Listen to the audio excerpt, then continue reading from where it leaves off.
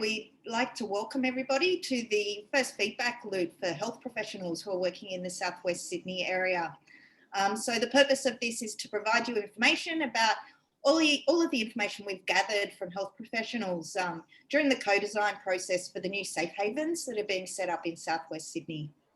So my name's Tina. I'm a co-facilitator for the co-design process with Races in the Ocean. And hi, I'm Carrie. I also do some facilitation for Roses, particularly this the statewide co-design of alternatives to ED as well. Cool. So I'm just going to share my screen with you all now.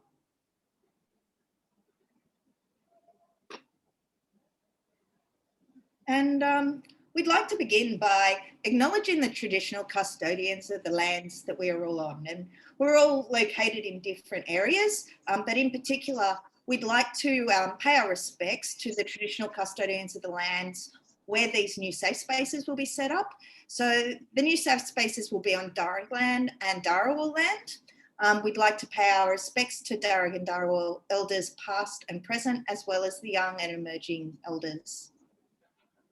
We'd also like to acknowledge the leadership role that Aboriginal people have played in the designing of new approaches to suicide prevention.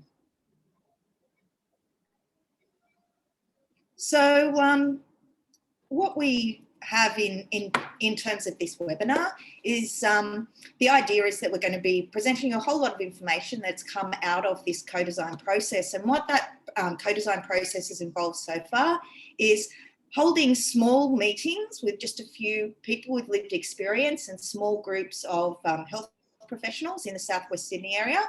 And then we brought together a larger group of people with lived experience and a larger group of health professionals to have deeper conversations about what needs might need to be met in these new safe havens that are being set up. So the purpose of what we're doing today is to let you know what information was shared with us and the ideas that people came up with during those conversations, and provide everybody else who hasn't maybe had that opportunity to be involved in the process yet, to provide everybody in Southwest Sydney that opportunity to provide their perspective and their ideas for the safe space and the safe haven in a survey that we have a link for that's going to come up at the end of this. There's quite a lot of information in the slides that we're about to go through with you. We're not actually going to read through all of the information on the slides. Those slides will be printed out in full in the survey. So if you follow the survey link and you go to complete the survey, you'll be able to find all of the information and read through that. The other thing is too, this webinar is being recorded. So if you are watching the recording, you're welcome to pause at any time and to read through any of the content on the slides that we haven't actually read through. We'd also like to just acknowledge anybody with lived experience who has contributed to this co-design process in Southwest Sydney. And we'd like to also acknowledge that a lot of health professionals in the area also bring their own lived experience of suicide, and that health professionals also bring their lived experience of being involved in responding to people who are in a suicidal crisis. So in terms of who we've spoken to so far in Southwest Sydney, we've spoken to a range of health professionals, mental health clinicians, the Towards Zero Suicides Coordinator, peer workers, suicide support care coordinator, nurse educator, clinical nurse consultant, suicide prevention team leader, and a bilingual health educator. And what we did during the first conversations is that we walked through the experience of what it's like to be a health professional when somebody presents at the emergency department seeking help during a suicidal crisis. And so we took health professionals through that process and asked them what they felt and the reasons that they had those feelings. And we also talked with them about what they felt were unmet needs in the area and what they needed to feel comfortable supporting people and encouraging people to access the safe space during a suicidal crisis. So I should probably point out that a different language gets used when speaking about these services that we're setting up. So I think traditionally we have referred to them as safe spaces. More recently, the Ministry of Health they've decided that the term safe haven is a good term to use to describe the spaces that are being set up. So they're both, if you hear those terms, they're both referring to the same thing. So in terms of understanding the experience of what it's like to be a health professional when somebody is seeking help through the emergency department in a suicidal crisis, these are some of the things that we were told.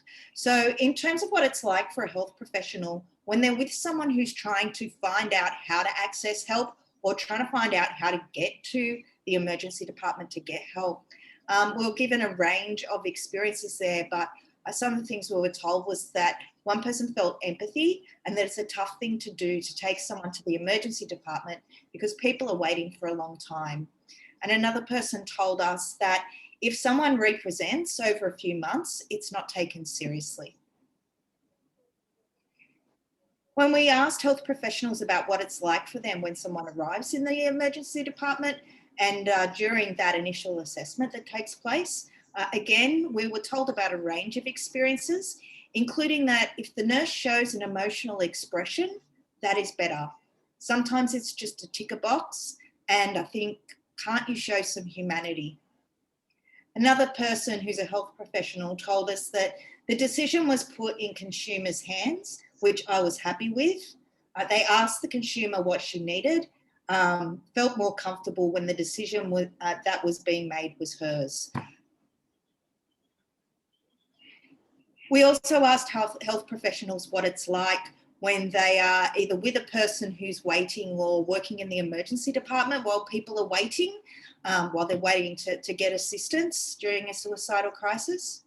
One health professional told us, I feel sad and frustrated and angry. How can we let someone just wait 9 hours and just let them sit there and be filled with anxiety out in public? Another health professional told us, I have to pretend that I am calm and that I am here for you. We also asked health professionals what it's like for them when somebody's receiving treatment. For example, when somebody goes into a mental health unit. And again, a range of feelings and experiences were expressed there, including that one health professional felt a sense of relief knowing that they're safe and in the right place, but a sense of sadness because you don't want them to be there at all. You prefer they would be in the community and live fulfilling life. Another health professional told us, I find it like a box ticking. I don't think it's focused on the person. We also asked health professionals what it's like for them when somebody is leaving, whether that be leaving directly from the emergency department after presenting for help, or whether it be leaving from a mental health unit or after treatment. Some of the things we were told is that one health professional had a sense of concern, especially if people are discharged straight away. You know they're there because they need help. Another health professional told us people are leaving and there are things that they still need. They go home with the same issues and go back into the same cycles. So then we asked health professionals in Southwest Sydney, what's missing from the services that are available in the Southwestern Sydney LHD region? And we were told about a number of things. Again, I really encourage you to read through all of these when you go and do the survey, and the printout of the slides are there, or if you're watching the webinar later, to just pause and have a read through all of the comments that health professionals made on this question. But some of the things we were told is there's lots of Band-Aid services that are just addressing crisis and making sure people feel safe that day and consumers don't move ahead. Another person told us that sitting down and engaging with the person and understanding what's causing their distress is something that's missing from the area. We're also told that meeting people's needs holistically rather than being treated as a medical condition is an issue in Southwest Sydney. Some other things that were identified as missing were alternatives to the emergency department that people would be willing to take their loved ones to. Also, a lived experience component, that's support from people who have actually lived through suicidal crisis themselves. And educational courses for staff to sit in uncomfortable spaces and not be rescuers. So in terms of what people need to feel comfortable with supporting people to access a health spread as a safe haven, health professionals came up and suggested a whole range of ideas as to what would make them feel comfortable encouraging people to go to the safe haven to get support. They said that they would like to be able to assure people that they'll be heard in their moment of crisis. Also, having the safe haven as part of the person's existing safety plan would make them feel better about encouraging people to go there. Also, teamwork between various mental health teams and services to embrace the safe haven positively. Health professionals would like to see that we're not treating the person as their diagnosis, to avoid relating all behaviours and emotions back to a diagnosis. Some other things that would make health professionals feel more comfortable about supporting people to access help through the safe haven are communication with the emergency department and clear pathway between services to make transitions smoother. Trust of emergency department staff and clinicians that peer workers can work with consumers outside the emergency department. Trust in judgment, lived experience, and making best decisions. Another health professional said they'd like to see a gorgeous place to hang out with different ways for people to spend time in the safe haven. And also frequently health professionals in the region spoke about the need for the diversity of people in the safe space, that there's really diverse needs and diverse cultures, diverse identities in the Southwest Sydney area. And the people in the space who are working in the space need to really represent that diversity as well. And the comment that there needs to be an ability to address language and cultural barriers. And that includes addressing cultural barriers that might be related to cultural beliefs and practices around suicide and how people talk about suicide. So I'm going to pass over to you now, Carrie. Okay, thanks, Tina. So at this stage of the process, because we've spoken to people with lived experience locally and then health professionals, and you've started to hear some of that here, we then pull all of that information together and we put it in what we call a traffic light system. Thanks, Tina. We'll just go to the next slide. And we organise it according to these kind of core elements that are needing agreement locally as part of the local co-design process. So values, what will the safe haven hold itself to? Service model, what support will people receive at the local safe havens? Connection pathways to safe haven. The question here that we want a response from people is around how people will access the safe haven. Outward connections and partnerships, where will the safe haven connect people to locally, when and why? The physical environment and accessibility, what does the safe haven look and feel like? How do people access it? Staffing, who will deliver support at the safe haven? And then how will those staff be supported and professionally developed over time? And then sort of big questions around governance, who will be involved in overseeing the clinical and operational aspects of the local safe haven. Safe havens in the case of this LHD, and then the local, the location, where will the safe haven ideally be established? Thanks, Tina. And so in terms of the values, which is the first element, these have largely been already determined partly by the ministry through a co-design forum that kicked off this initiative at a statewide level. And then we asked people with lived experience locally in the workshop where we brought them together towards the end of last year, and they've also provided sort of really sort of brainstormed a bunch of values that will then sort of boil down in the next co-design session to really get some a group of sort of probably 4 or 5 core values that can be seen to really be almost like the moral compass of the safe space and how it operates locally. So in terms of the ministry co-design forum, what came out of that, and these are really not all strictly values, I guess they're in a way practice principles and broadly like an approach to support to supporting guests. So person-centered,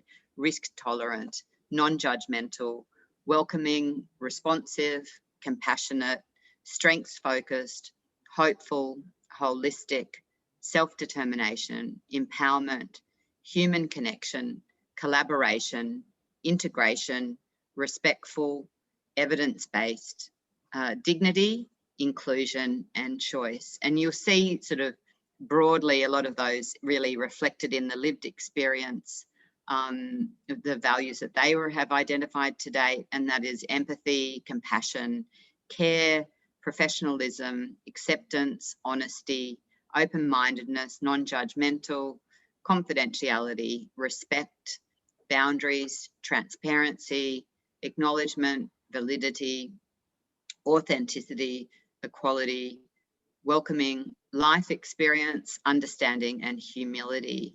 Thanks, Tina. And then we'll also actually get people that are directly participating in the final session to come up with some principles, some guiding principles. So we'll boil down those values. We'll get people to boil them down to a set of core values, and then some guiding principles that really, what will the safe space need to hold itself to in everything that it does, how it operates, how it responds to guests, how the staff work in the space. Thanks, Tina. So in terms of, so just in terms of the traffic light system that I mentioned earlier, what we do is, and you'll see in a moment, we have the statewide requirements that have been mandated by the ministry in the first column. The next column is the lived experience locally, the input that they've provided us, and then given that today that you're watching this webinar from the health professional perspectives, we have that in the right-hand column. And then the colours are, of course, green is where there's alignment between all of those, between the ministry requirements and then the local lived experience and health professional perspectives. Orange is where we need to have further discussion with you locally to explore any potential areas of divergence or just things that haven't been well articulated yet. And then red is out of scope according to what the ministry requirements are of this initiative. So the orange in particular, I'm not going to labour through every slide, as Tina has told you. Please, if you watch the recorded version of this, to just to pause and have a good look. You can also dig into the detail in the survey. All of these slides, as Tina said, will be presented in that survey, and you can look at them at the detail at your leisure. Thanks, Tina. So in terms of the service model, you see a lot of green here, which is great. So there's already quite a lot of alignment. But in terms of the health professional perspective, there was a point made about the need to understand and support guests presenting with suicidal thoughts related to domestic violence experience. So that's not out of scope. It's more that there needs to be further exploration about what would that look like, what would be required in order to have workers be able to be responsive to a situation like that. There is one thing that's out of scope here, which is that clinical services could be included as they play an important part. So there's one person particularly in the health professional session that would really emphasise the idea that clinical services are necessarily a part of any service that provides suicide prevention support, but you see it's out of scope here because, as the ministry requirements state, clinical services are not provided. What is delivered in the service must be non-clinical. Thanks, Tina. So the general question here, which we'll be asking you in the survey, is how will guests, carers, family or friends be supported? Thank you. In terms of connection pathways to and into the safe haven, and then the outward pathways. So here you'll see there's a lot of green in terms of alignment. If you're interested in looking in more detail, again, just either look at the recorded version and press pause, because there's a couple of things for further exploration from the lived experience perspective, and that'll also be in the survey for you. Thanks, Tina. And then outward connections as well. As you can see, it's all green here, so we're getting some strong alignment between what the ministry has stated is required, and then local lived experience participants and health professionals agreeing. So these are the general questions that we're wanting further input on. How will the service be promoted in the community? Other health services or community organisations? What support does the district need from the ministry around this sort of the need for good communication and promotion of such an innovative new service. What partnerships will support local connections to and from services for guests of the safe havens? And how will emergency departments staff be supported with information and education about the service? So really acknowledging that while this is an alternative to ED, there's no formal referral pathway in, that it's also important that there is a networked approach to suicide prevention, and that all these services sort of play a part of a whole picture. Thanks. In terms of physical environment and accessibility, you can see lots of green, so lots of alignment between these three perspectives.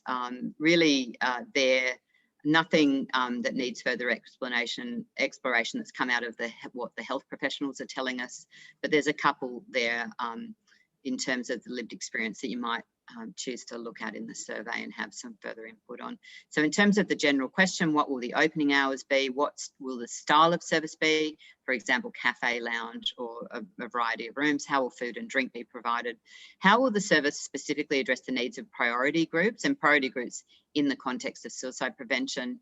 And also, particularly, I think that's the focus of that has really been sharpened from listening to people locally. There has been a real emphasis, both from people with lived experience and health professionals around, as Tina had said before, that you need to be able to appreciate and accommodate the very diverse needs, potentially cultural and other needs that people have in this local region, and even to the point of here's what information, will information be provided in different languages? Thanks, Tina.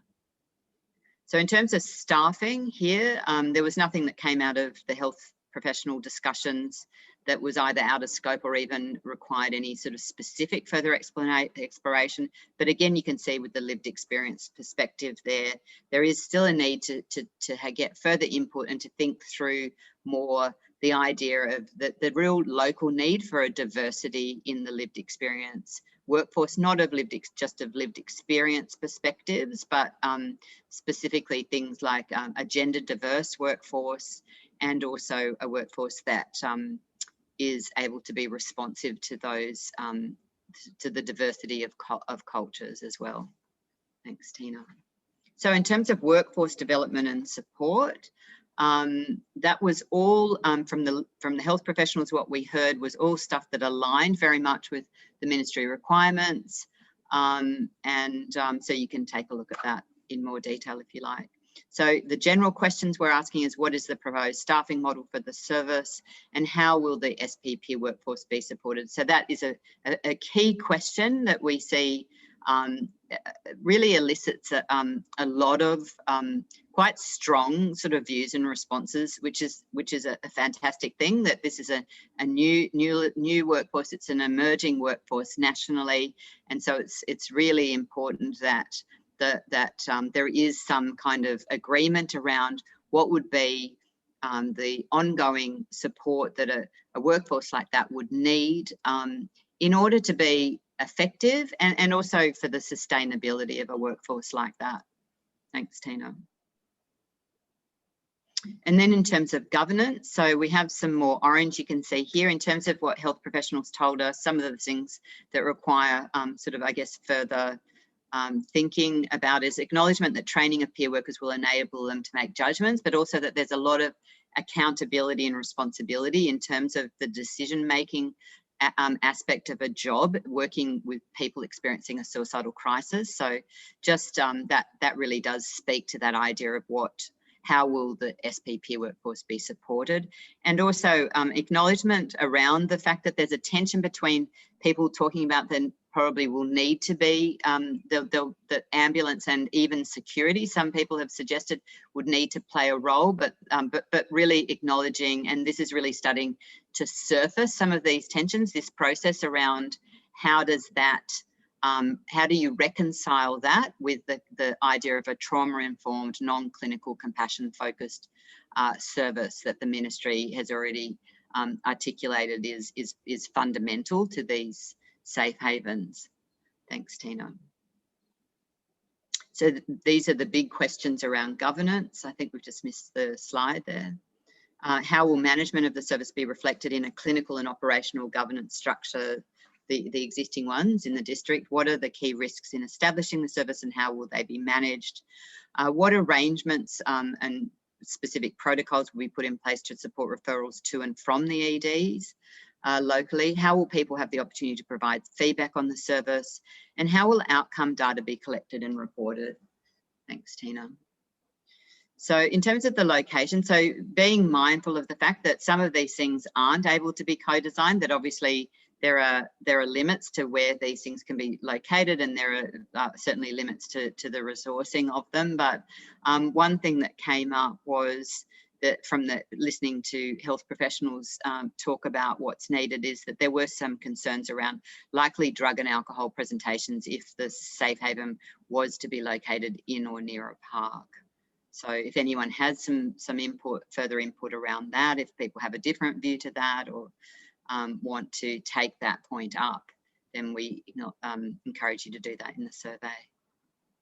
Thanks, Tina. And so the two basic questions here are: where would the safe haven be ideally located in the region?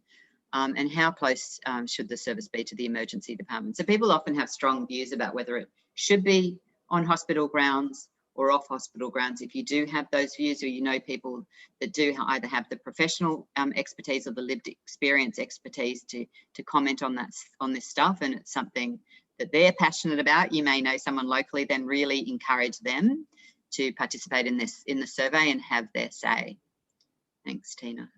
Okay, so that leads nicely to wrapping up this webinar.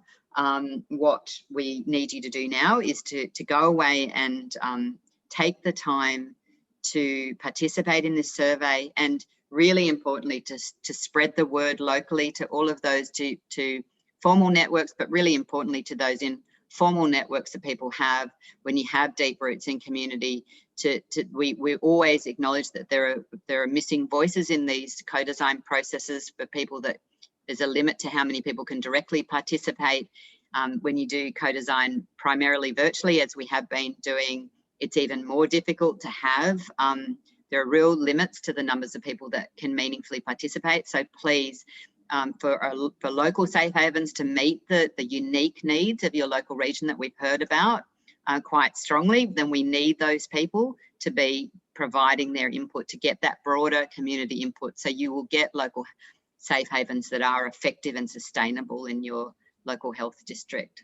So yeah, particularly in this area, Carrie, we've really found that a lot of health professionals in particular are sharing with us things that other people have said, other health professionals have said, and the perspectives of other health professionals. So please, we really do encourage you to get, when you hear people talking like that about the safe haven and having ideas, just really encourage them to get involved in this survey and tell us what they think. Yeah, thanks, Tina. And just to really to note just the enormous contributions that local health professionals have already made to this process. It's really we've had been able to facilitate some pretty rich discussion here. People have really committed some considerable time and energy to it, and shown real passion for these alternative services. So it's really, really deeply appreciated. Really certainly does make the process more meaningful for everyone when people take the time to contribute. And so again, just to encourage people to spread the word about the survey, and we'll see you soon in the next stage of this process.